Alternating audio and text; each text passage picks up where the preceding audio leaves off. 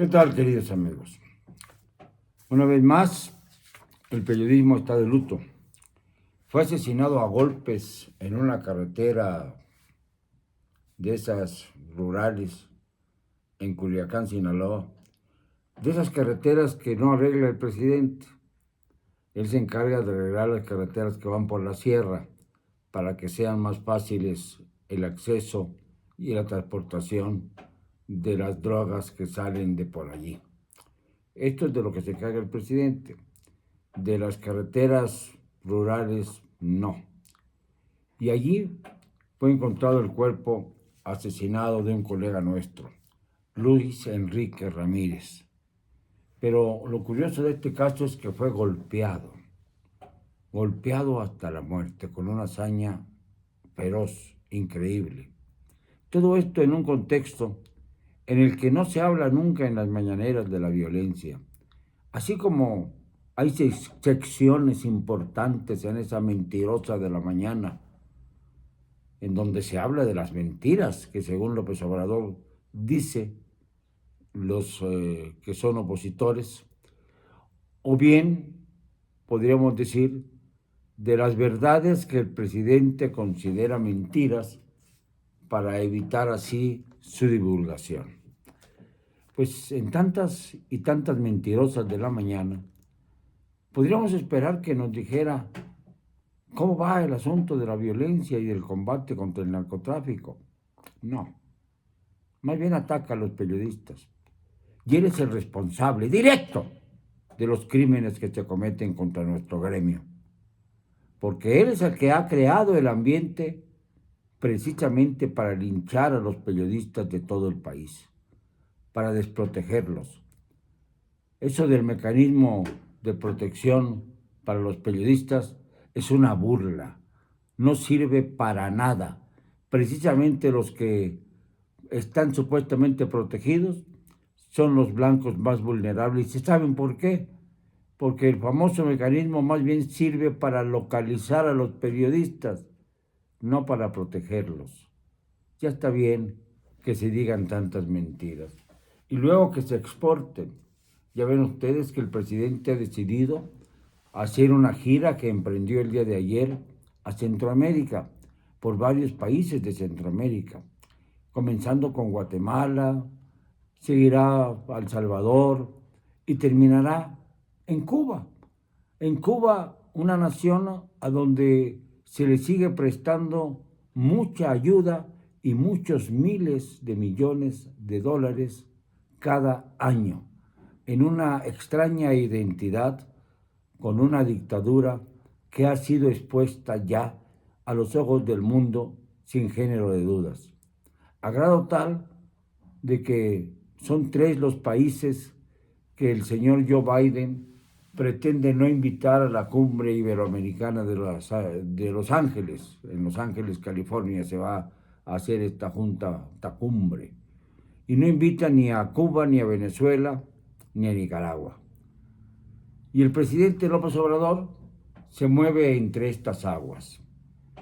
Yo no estoy de acuerdo con que ninguna nación sea segregada de una cumbre internacional, pero ya es tiempo de acabar con las dictaduras en el mundo.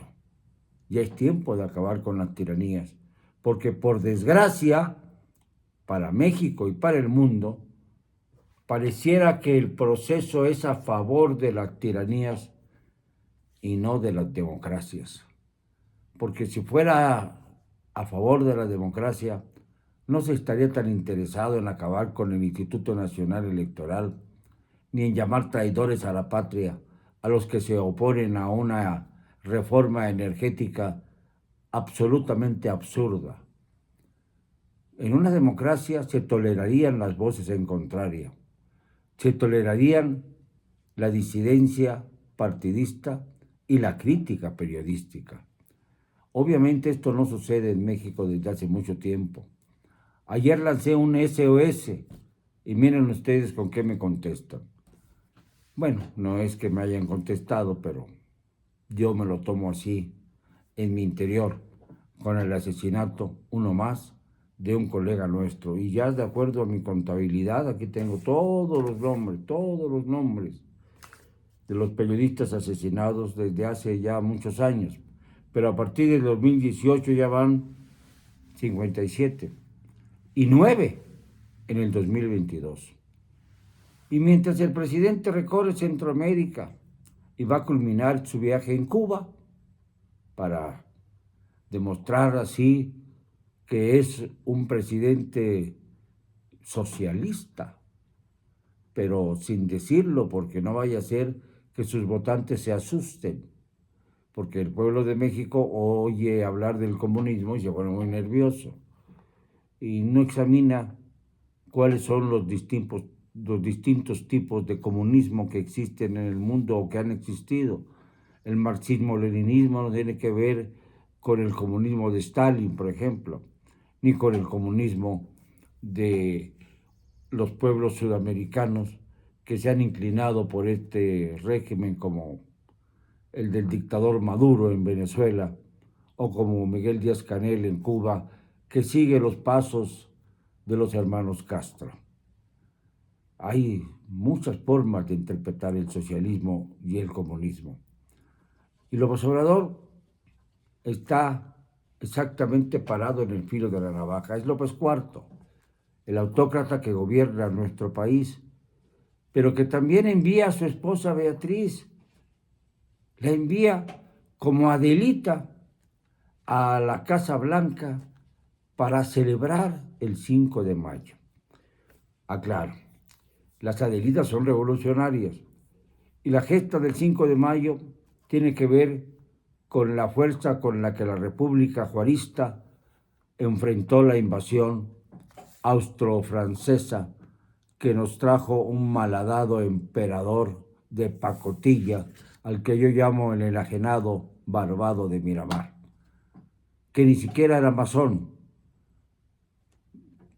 Se inclinaba por la masonería, pero de acuerdo a los masones, que ya me lo explicaron, perdió toda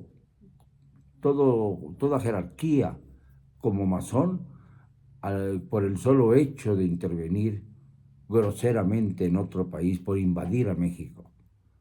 Ya no se le considera masón a quien ataca a un país ajeno. Esto es lo que me explicaron los masones, porque hay quien tiene la duda. Yo tengo que explicar lo de la Adelita. Ya sé, no vaya yo a confundirme y a caer en los mismos vicios de quien critico. Beatriz Gutiérrez Müller ha cometido varios errores en su afán de ser la historiadora preferida de su marido. Y entonces, pues no quiero caer en la misma tontería. Las Adelitas se les llama a las mujeres que acompañan a sus hombres que van a la guerra. El término comenzó en la época de la Revolución, pero también había Adelitas antes.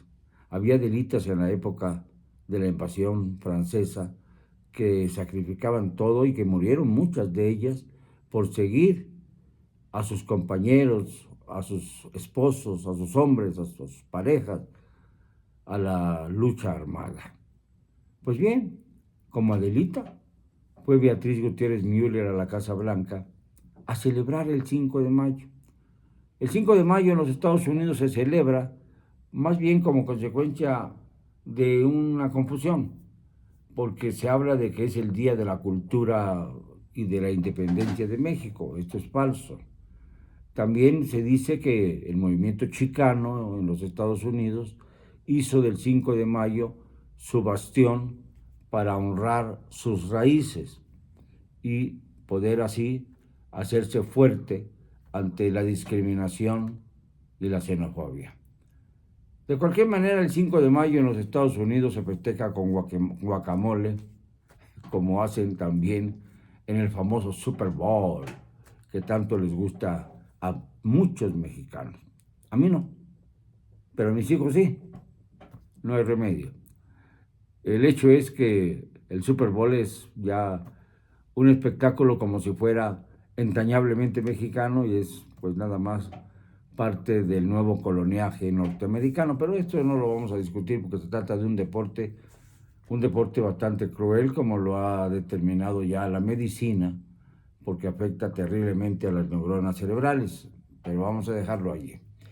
El caso es que doña Beatriz se fue a la Casa Blanca, estuvo con Joe Biden, saludó a Joe Biden, estuvo con la esposa de Joe Biden, Jill, quien la paseó por todo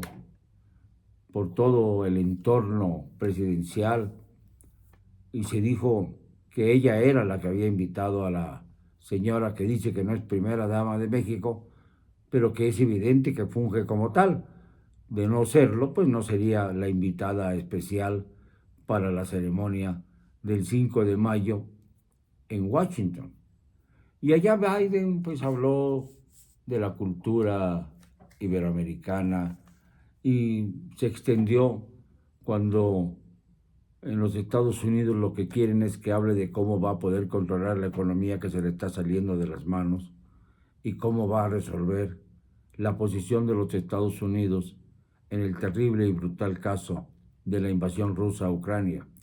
Porque habla mucho Biden, pero no actúa. Y en Ucrania están pasando el infierno en la tierra. Cada día son más los testimonios que tenemos del horror que se vive en ese país. Y nosotros no nos enteramos porque estamos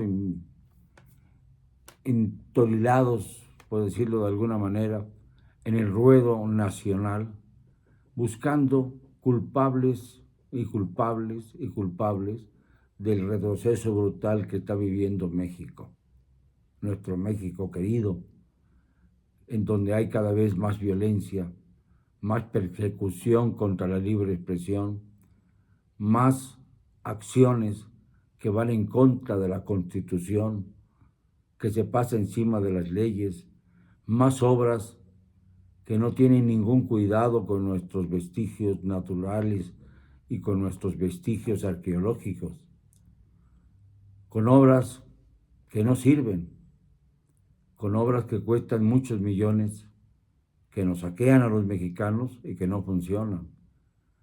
Y no hablemos de la pandemia que parece que ahora sí va cediendo, pero que causó ya 1 millón o más de 1 millón de muertos en contra de lo que dicen las cifras oficiales. Y lo digo porque simplemente sigo el factor López-Gatell. López-Gatell, el asesino, así será recordado, ¿eh? Don Hugo, vais acostumbrando a que usted no solamente se ha manchado a sí mismo, sino ha manchado a los que vienen detrás de usted, a varias generaciones que llevan su apellido. Y lo mismo decimos del señor López Obrador, López IV, quien en pleno auge de la corrupción en México ha seguido protegiendo y abrazando a los criminales, persiguiendo a los periodistas y blindando a sus familiares y amigos que se han enriquecido durante su sexenio de un modo escandaloso. Si quiere combatir a la corrupción dentro de su gobierno, que comience con Manuel Bartlett. Si quiere combatir a la corrupción dentro de su familia, que comience con sus hijos José Ramón, Andy y Gonzalo, y con sus hermanos Pío y Martín, o con su prima Felipa, que comience con cualquiera de ellos. Si quiere combatir a la corrupción en general, que haga un análisis del comportamiento de sus gobernadores de Morena, que haga un análisis de su compadre Félix Salgado Macedonio, por ejemplo, o de Cuitláhuac García, al que tanto defiende siendo gobernador de Veracruz, bastante peorcito que Javier Duarte de Ochoa, y bastante peorcito que algunos de los peores gobernadores del estado de Veracruz, mientras no toca a Miguel Ángel Yunes Linares, que no fue gobernador, que fue gobernador 2 años, en plena rebatiña de votos, y que se cansó de insultarlo directamente al presidente, y este cobardemente ni siquiera le ha hecho una indagatoria. ¿Por qué, presidente? ¿Por órdenes del narcotráfico? porque le pidieron que no tocara a Miguel Ángel Yunes, porque era también miembro de las cúpulas del narcotráfico. Ya es hora de que nos vaya explicando cuál es la relación de su administración con los grandes sicarios del narcotráfico. Yo ya me cansé de decirlo, pero no me voy a cansar de insistir en ello. Voy a insistir en ello hasta que tenga yo vida, porque no sabemos si dentro de esta lista terrible de periodistas asesinados está mi nombre colocado como una posibilidad. Y con eso vivo. Y no me amedrentan. Ya viví lo suficiente, como usted también, Andrés, ya vivió lo suficiente. Y perdónenme, pero no me van a callar. Y lo digo con cero cobardía.